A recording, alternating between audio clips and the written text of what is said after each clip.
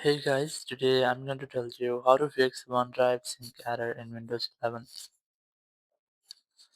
If you're using Windows 11 and you're facing the issue that your Microsoft OneDrive is not syncing your data, so let's see some possible fixes for this.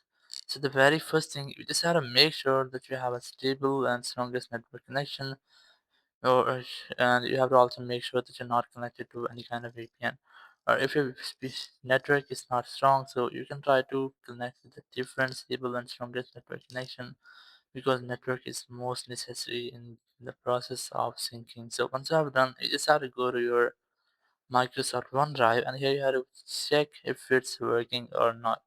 If it's still not working or is not syncing your data, so you can try to click on this setting icon here, then click on pause syncing, and here you can try to pause syncing for almost 2 hours or the time interval you want.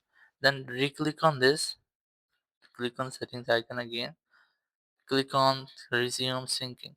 So it will resume syncing, so it might make a quick refresh with your Microsoft OneDrive, so it might fix your issue.